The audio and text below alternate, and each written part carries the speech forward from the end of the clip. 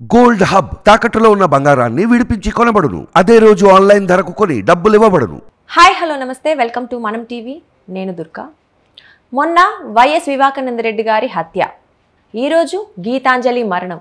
అంటే ఏపీ రాజకీయాలన్నీ శవాల చుట్టూనే తిరుగుతున్నాయా అని అడిగితే అవును అనే సమాధానమే ఎక్కువగా వినిపిస్తుంది. అయితే దీని గురించి స్పందించేందుకు మనతో పాటు ఉన్నారు చలసాని శ్రీనివాస్ గారు. ఇప్పుడు వారితో మాట్లాడదాం. సార్ నమస్తే. సార్ నమస్కారం. ఈరోజు వివేకానంద రెడ్డి గారి వర్ధంతి మార్చి 15వ తారీఖు. సో మనం ఇప్పుడు మొన్న దాకా చాలా రోజుల నుంచి వింటూ ఉన్నాం, 4-5 రోజుల నుంచి గీతాంజలి మరణం, ఆవిడ గురించి కథలుగా వింటూ ఉన్నాము. ఇంకా ఎటు తేరలేదు. సో దీన్ని ఎక్కువగా రాజకీయ కోణం అంటే కనిపిస్తుంది మనకి. శవాల చుట్టూ రాజకీయం తిరుగుతుందని అయితే వార్తలు వినిపిస్తున్నాయి. మనం వివేకానంద రెడ్డి గారి హత్య గురించి ఇంకా మాట్లాడుకుంటున్నాం 5 ఏళ్ళు అయినప్పటికీ. ఇప్పుడు కొత్తగా గీతాంజలి మరణం ఎందుకు అంటే నిజంగా ఏపీలో రాజకీయాలన్నీ శవాల చుట్టూ తిరుగుతున్నాయా? అది కూడా మార్చిలోనే, ఇది కూడా మార్చిలోనే జరిగింది మనం గమనిస్తే. చాలా మార్చింది కదండి. మొట్టమొదటిగా వివేకానంద రెడ్డి గారు సాత్వికుడు. బయట సరే రాజకీయాలు అక్కడ ఎలా ఉన్నారు నేను చూడలేదు, కానీ ఉదాహరణకి ఏంటంటే మా మిత్రుడు ఏపీఐడిసి చైర్మన్గా ఉన్నప్పుడు నేను మామూలుగా లోపల కూర్చొని మాట్లాడుతూ ఉన్నాం. అందులో బయట ఎవరో కాగితం తీసుకొచ్చారు, మామూలుగా పెట్టారు అక్కడ. కొంచెం బయటికి వెళ్తేప్పుడు బయట వెయిట్ చేస్తున్నాడు ఈయన, ముఖ్యమంత్రిగా సోదరుడు, ఎంపీగా ఉండి. మీరు నాకు ముఖపరిచయం తప్ప ఇక్కడ నచ్చితే నమస్కారం పలానా అని చెప్పి మిగతా పరిచయం లేదు ఆంధ్ర ఇష్యూలో తప్ప. అదేంటి మీరు ఎక్కడ కూర్చున్నారు అంటే పర్వాలేదండి ఎవరు ఉన్నారు కదా, లోపలికి వెళ్ళి ఎంతో చెప్తే అదేంటి రండి అన్నారు. చాలా అలాంటి ఒక మంచి వ్యక్తిత్వం మనిషి. సరే వ్యక్తిగత అలవాట్లు లేకపోతే family marriage this different issue అని ఓపెన్ చేసి ఆయన హత్య, అది హత్యే కదా. ఆ రోజు ఏదో గుండెపోటు అని అన్నీ చెప్పారు. ఇవాళ చాలా ఆ రోజు జరిగిన హత్యలో చంద్రబాబు నాయుడు గారు హస్తం ఉందని వాళ్ళు కాదు, జగన్మోహన్ రెడ్డి గారు హస్తం ఉందని ముద్దాంకన్న గారు చూశారు. విజయసాయి రెడ్డి గారు ఎలా మాట్లాడారు, నిమిషాల మీద రాజకీయం చేయడం మొదలుపెట్టారు. దురదృష్టవశాత్తు ఇన్ని సంవత్సరాలు అయిన తర్వాత కూడా సిబిఐ ఎంక్వైరీ చేసిన తర్వాత కూడా వాళ్ళ కుమార్తె పిల్లట్టు పోస్ట్ తిరుగుతా న్యాయం చేయండి కోరుకున్నారు. సరే ఆవిడ మొదట్లో ఈ చంద్రబాబు ఆడుతున్న నాటకం ఏమీ దీంట్లో లేదు, మా కుటుంబ సభ్యులు మా మీద పెడతారా డ్యామ్ తీసుకుని ఆవిడ మాట్లాడారు. అప్పుడు తెలియక మాట్లాడారు. రాజకీయాలు మాట్లాడటం తప్ప ఏదో పార్టీ తప్ప మిగతా అంతా ఆవిడ ఆవేదన అంతా కరెక్ట్ అండి. You should support her as far that is concern. ఆ రాజకీయాలు బయటకు వెళ్ళిపోయి వాళ్ళ హస్బెండ్ నరేట్ రాజశేఖర్ రెడ్డి గారు 99 ఎప్పుడు తెలుగుదేశం పార్టీ కంటెస్ట్ చేస్తున్న రాజకీయాలు ఇంట్రెస్ట్ ఉండొచ్చు, కానీ వాళ్ళు జరిగింది ఈ హత్యను ఖచ్చితంగా ఖండించాలి.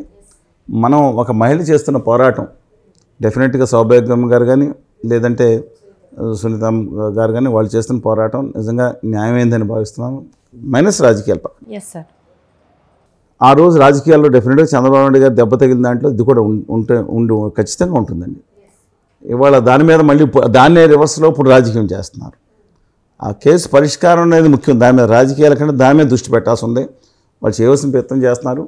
సరే సెకండ్ ఇష్యూ మీరు రెండింటిని లింక్ చేశారు, చేయకూడదండి నా అభిప్రాయం ప్రకారం. అంటే కాదు సార్, మనకి ఈ రోజు ఆయన వర్ధంతి కాబట్టి ఓకే అది ఉన్న రిఫరెన్స్ ఇచ్చారు. గీతాంజలి గారు మరణం అనేది అత్యంత బాధాకరం. వాళ్ళ ఆయన మాట్లాడిన మాటలో కొంతమంది ఫేక్ వీడియో షేర్ చేసి కాదు ఆవిడేదో చెప్పింది కాదు, ఒరిజినల్ వీడియో కూడా తర్వాత వచ్చింది. ఏదేమైనా ఈ ట్రోలింగ్ అనే దిక్కుమాలిన సంస్కృతి ఉన్న చూసారా, విమర్శలు చేయటం మంచిదే, అతి విమర్శలు బూతులతో విమర్శలు చేయటం, అవతల మగవాళ్ళు ఆడాలని కాదని అందరినీ ఆడవాళ్ళ పేరుతో వీళ్ళకి సిగ్గు లజ్జ మానామ్మాలు ఉంటే మగవాళ్ళు రాజకీయాల్లో తిట్టుకోవచ్చు. లేడీస్ పేరుని తీసుకొచ్చి తిడతానంటే వీళ్ళకి సిగ్గు లజ్జ లేదు, వీళ్ళు మగవాళ్ళే కాదని అర్థం చెప్తున్నానండి. అందుకని అత్యంత బాధాకరమైన సంఘటన అది. ఈ ట్రోలింగ్ అనేక మంది అటు ఇటు ఉండదు, దాంట్లో బాధ్యతలు మేము కూడా ఉన్నాం, అందరం ఉన్నాం.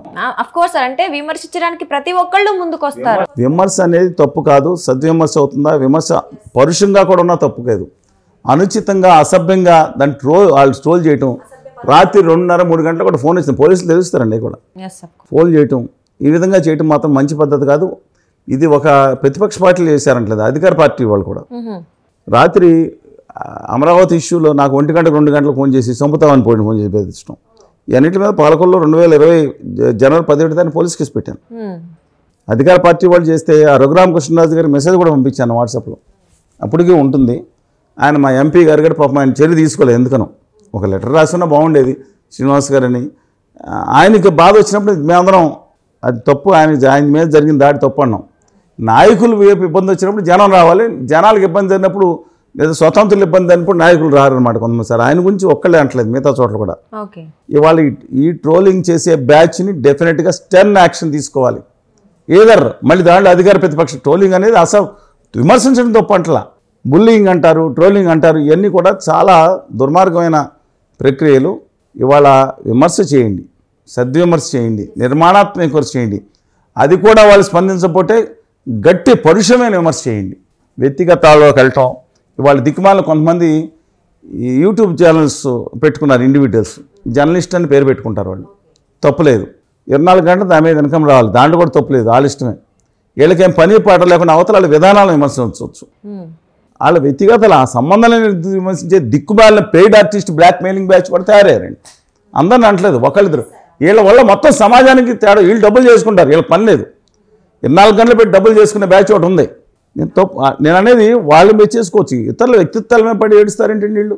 అవును, ఈ మధ్య కాలంలో ఎక్కువగా వింటున్నాం మనము. అంటే చాలా మంది బాధపడుతున్నారు. వాళ్ళు జర్నలిస్ట్ అని పేరు ఎందుకని పెట్టుకుంటారు? నేను అందరి మీద హైయెస్ట్ రెస్పెక్ట్స్. వాళ్ళ పరువు తీయొద్దు అంటున్నాను. వీళ్ళు డబ్బుల కోసం వీళ్ళు చేసుకోమనండి. అలాగే కొన్ని నేను తమ్నైల్స్ చూశాను. రాఘవేంద్రరావు గారి డైరెక్టర్ రాఘవేంద్రరావు గారి తల్లి ఏదో అని రాశారు. తీర చూస్తే అసలు వాళ్ళ తల్లిగారి గురించి కాదు, వాళ్ళ నాన్నగారు వేరే ఆవిడ చేసుకుంటే ఆవిడ వెళ్ళు బొంబాయికి వెళ్ళిపోతే వాళ్ళ తల్లిగారిని రాశారు. నేను మాట్లాడుకున్నాం ఏ టాప్ ఇది కూడా తప్పు కదండి, వ్యక్తిత్వ హననం కదా. మ్యాటర్కి సంబంధం ఉండట్లేదు లోపల. అలా మామూలుగా ఇప్పుడు ఒక హైప్ కోసం ఒకటి పెట్టుకోవచ్చు, మిగతా వాళ్ళ మనసులు ఎంత బాధపడతాయి. ఇదే వీళ్ళ కుటుంబాలకు వస్తే వీళ్ళు ఎంత బాధపడతారు, తమ్ముళ్ళు పెట్టే వాళ్ళు బాధపడరా? అది ఎవరు ఆలోచించట్లేదు. అది అందుకని నేను 2-3 విషయాలు చెప్తున్నాను. ఈ రాజకీయాలకు వచ్చిన తర్వాత పేటీఎం బ్యాచ్లు వీళ్ళు అవతలాన్ని 50,000, 20,000, 10,000 వాళ్ళు షేర్లు చేసుకుంటా ఒక కాన్సన్ట్రేషన్ చేసి చేయటం, మహిళల్ని బూతులు మాటలు తిట్టడం, అందరూ కూడా అంత స్ట్రాంగ్. ఇంకొక ఆయన వచ్చి అంటారు. అలాంటప్పుడు అసలు సోషల్ మీడియాలో ఆ అమ్మాయి ఏం చెప్పిందని గీతాంజలి సంతోషంగా ఆనందంగా చెప్తే వాళ్ళు ఎవడు రమ్మన్నాడు, ఎవడు పెట్టుకోమన్నాడు అని ఇంకొకళ్ళు.